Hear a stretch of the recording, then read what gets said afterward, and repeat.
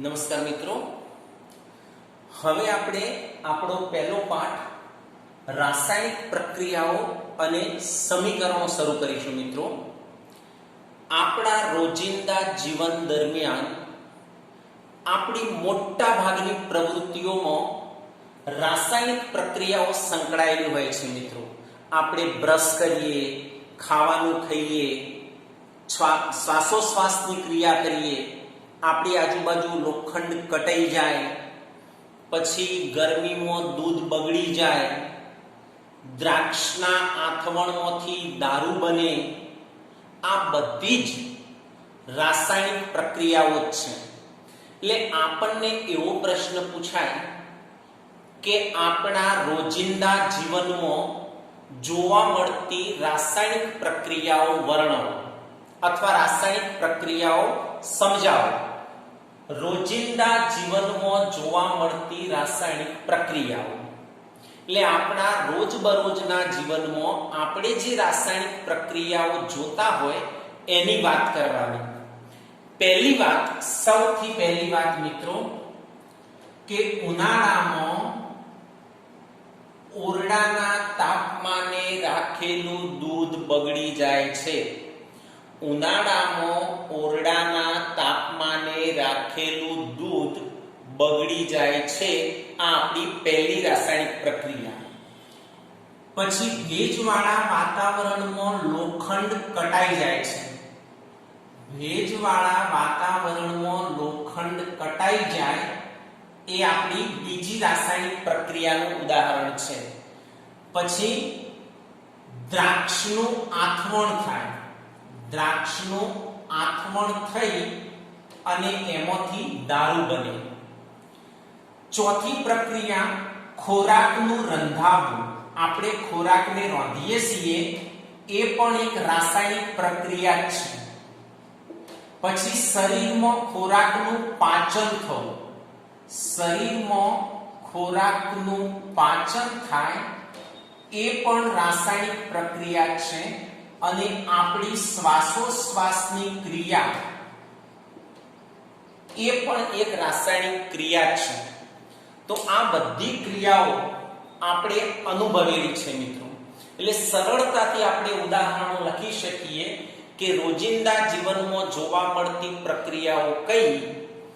તો ઉનાળામાં ઓરડાના તાપમાને દૂધનું બગડી જવું, પછી ભેજવાળા વાતાવરણમાં લોખંડ ઉપર કાટ આવવો, દ્રાક્ષનું આથવણ થવું, ખોરાકનું રંધાવવું, શરીરમાં ખોરાકનું પાચન થવું અને શ્વાસોશ્વાસની ક્રિયા, એ બધી રાસાયણિક ક્રિયાઓ છે જે આપણા રોજિંદા જીવન સાથે સંકળાયેલી છે.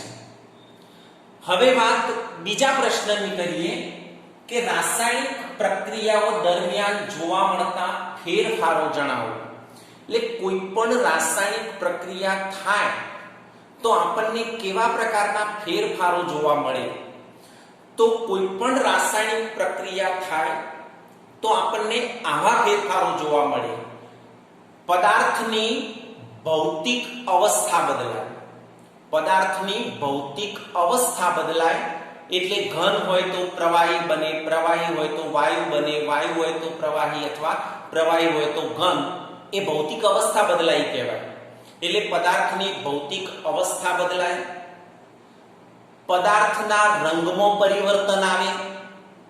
કેટલાક વાયુઓ ઉત્પન્ન થાય અને તાપમાનમાં ફેરફાર થાય.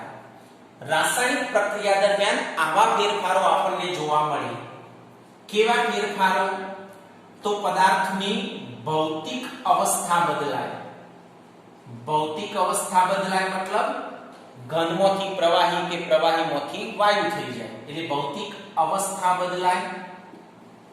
બીજો ફેરફાર છે એમાં રંગ પરિવર્તન થાય મતલબ રંગ બદલાય. ત્રીજો ફેરફાર છે અમુક વાયુઓ ઉત્પન્ન થાય. અમુક વાયુઓ ઉત્પન્ન થાય અને કેટલીક વખતે તાપમાનમાં પણ ફેરફાર થાય. એટલે તાપમાનમાં ફેરફાર થાય. આવા ફેરફારો આપણને રાસાયણિક પ્રક્રિયા વખતે જોવા મળે કે પદાર્થની ભૌતિક અવસ્થા બદલાય, પદાર્થના રંગમાં પરિવર્તન આવે, અમુક વાયુ ઉત્પન્ન થાય કે તાપમાનમાં ફેરફાર થાય. હવે રાસાયણિક સમીકરણ કોને કહેવાય? રાસાયણિક સમીકરણ એટલે સંજ્ઞા અને સૂત્રો વાપરીને રાસાયણિક પ્રક્રિયાને ટૂંકમાં દર્શાવવાની રીત. સંજ્ઞા અને સૂત્રો વાપરીને રાસાયણિક પ્રક્રિયાને ટૂંકમાં દર્શાવવાની રીત એટલે રાસાયણિક સમીકરણ. દાખલા તરીકે આપણે બોલીએ કે હાઇડ્રોજન અને ઓક્સિજન વચ્ચે પ્રક્રિયા થવાથી પાણી બને છે, તો એ રાસાયણિક પ્રક્રિયા છે. પણ આપણે લખીએ કે H2+O2 gives H2O. સંતુલિત કરેલું નથી, સંતુલિત કરવાનું આપણે પાછળથી શીખીશું. પણ આપણે બોલીએ કે હાઇડ્રોજન અને ઓક્સિજન ભેગા કરવાથી પાણી બને, તો એ રાસાયણિક પ્રક્રિયા કહેવાય. અને એને આવી રીતે લખીએ તો આ રાસાયણિક સમીકરણ કહેવાય. મતલબ સંજ્ઞા આપણે વ્યાખ્યા લખીએ કે સંજ્ઞા અને સૂત્રો વાપરીને રાસાયણિક પ્રક્રિયાને ટૂંકમાં દર્શાવવાની રીત એટલે રાસાયણિક સમીકરણ. સંજ્ઞા અને સૂત્રો વાપરીને રાસાયણિક પ્રક્રિયાને ટૂંકમાં દર્શાવવાની રીત એટલે રાસાયણિક સમીકરણ. દાખલા તરીકે આપણે એક ઉદાહરણ લઈએ કે કાર્બનનું હવાની હાજરીમાં દહન થાય તો કાર્બન ડાયોક્સાઇડ બને. કાર્બન ડાયોક્સાઇડ બને. આ રાસાયણિક પ્રક્રિયા લખીએ આપણે કે ભાઈ કાર્બનનું હવાની હાજરીમાં દહન થાય. હવાની હાજરીમાં મતલબ ઓક્સિજનની હાજરીમાં, તો કાર્બન ડાયોક્સાઇડ બને. આ પ્રક્રિયા છે. હવે એને સમીકરણ સ્વરૂપે દર્શાવીએ તો કાર્બન એટલે C, હવા એટલે ઓક્સિજન O2, કાર્બન ડાયોક્સાઇડ બને મતલબ CO2. તો આ જે લખી એ રાસાયણિક સમીકરણ કહેવાય. આ જે શબ્દોમાં બોલીએ છીએ એ અને સંકેતમાં લખીએ છીએ એ બંને એક જ છે, પણ શબ્દોમાં બોલીએ તો એને રાસાયણિક પ્રક્રિયા કહેવાય. અને આવી રીતે સંજ્ઞા અને સૂત્રો વાપરીને લખીએ તો એને રાસાયણિક સમીકરણ કહેવાય. કાર્બનનું ઓક્સિજનની હાજરીમાં દહન થાય તો કાર્બન ડાયોક્સાઇડ બને. હવે આપણે આ વાત આખી સમજીએ કે આમાં પ્રક્રિયક કોને કહેવાય, નિપજ કોને કહેવાય, પ્રક્રિયક કઈ સાઈડ લખાય, નિપજ કઈ સાઈડ લખાય, એમની વચ્ચે કઈ સંજ્ઞા મુકાય. તો પ્રક્રિયક એટલે જેમની વચ્ચે રાસાયણિક પ્રક્રિયા થતી હોય એમને પ્રક્રિયકો કહેવાય. જે પદાર્થ પ્રક્રિયામાં ભાગ લે એ પ્રક્રિયક. જે પદાર્થ પ્રક્રિયામાં ભાગ લે તે પ્રક્રિયક. એટલે આપણા આ સમીકરણમાં કાર્બન અને ઓક્સિજન બે પ્રક્રિયકો છે. આપણા આ સમીકરણમાં કાર્બન અને ઓક્સિજન બે પ્રક્રિયકો કહેવાય. નિપજ તો રાસાયણિક પ્રક્રિયાને અંતે જે નવો પદાર્થ મળે તેને નિપજ કહેવાય. રાસાયણિક પ્રક્રિયાને અંતે જે નવો પદાર્થ મળે તેને નિપજ કહેવાય. તો આપણા સમીકરણમાં આ કાર્બન ડાયોક્સાઇડ એ નિપજ છે. આ બંને વચ્ચે પ્રક્રિયા થઈ એટલે એમને પ્રક્રિયકો કહેવાય. આ બન્યો એટલે એને નિપજ કહેવાય. એટલે જેમની વચ્ચે પ્રક્રિયા થાય એ પ્રક્રિયક અને જે બને તે નિપજ. હવે આપણે પ્રક્રિયકો અને નિપજોને લખવા માટેના કેટલાક નિયમો હોય મિત્રો. પ્રક્રિયકો અને નિપજોને લખવા માટેના કેટલાક નિયમો હોય. તો પહેલો નિયમ કે પ્રક્રિયકો હંમેશા ડાબી બાજુએ જ લખાય. આ જુઓ લખેલા છે. તો અહીંયા પહેલો નિયમ લખવાનો, પ્રક્રિયકો હંમેશા ડાબી બાજુએ લખાય. નિપજો હંમેશા જમણી બાજુએ લખાય, આ ડાબી બાજુ, આ જમણી બાજુ. તો નિપજો હંમેશા જમણી બાજુએ લખાય. પ્રક્રિયકો અને નિપજોની વચ્ચે તીરની નિશાની મુકાય. પ્રક્રિયકો અને નિપજોની વચ્ચે તીરની નિશાની મુકાય. તો અહીંયા લખવાનું એવું જ, પ્રક્રિયકો અને નિપજોની વચ્ચે તીરની નિશાની મુકાય. આગળ કે જો પ્રક્રિયકો એકથી વધુ હોય તો તેમની વચ્ચે પ્લસ ની નિશાની મુકાય. આ એકથી વધુ પ્રક્રિયકો છે તો તેમની વચ્ચે પ્લસ ની નિશાની મુકાય. હાવ સાદી વાતો છે. અહીંયા જે આપણે કર્યું અહીંયા લખવાનું કે એકથી વધારે પ્રક્રિયકો હોય તો તેમની વચ્ચે પ્લસ ની સંજ્ઞા મુકાય. નિપજો માટે પણ એવું જ લખવાનું કે એકથી વધારે નિપજો મળતી હોય, અહીં તો એક જ નિપજ મળે છે પણ બીજી નિપજ મળતી હોય તો પ્લસ કરીને બાજુમાં લખવી પડે.